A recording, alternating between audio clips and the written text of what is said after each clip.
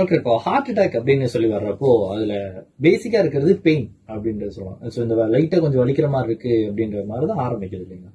So பெயினே இல்லாம heart attack வரக்கான chances இருக்குங்களா? இருக்கு. பொதுவா நம்ம வலியுடன் வரக்கூடியது ஹார்ட் அட்டாக்ங்கிறது எல்லாத்துக்கும் தெரியும். வலி இல்லாமல் வரக்கூடிய மாரடைப்பை ஆங்கிலத்தில் சைலண்ட் ஹார்ட் அட்டாக் அல்லது வலி இல்லாத மாரடைப்புன்னு சொல்லலாம்.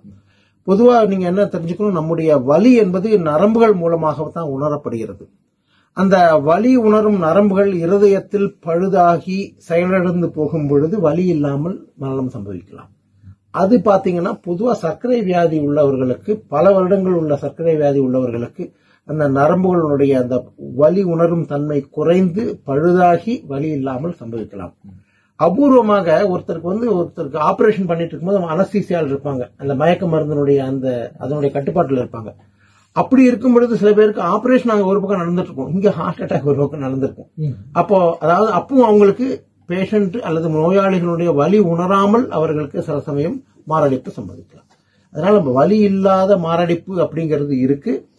அது ஒரு 100க்கு ஒரு 5லிருந்து 8 பேருக்கு அந்த மாதிரி சம்பவிக்கும்.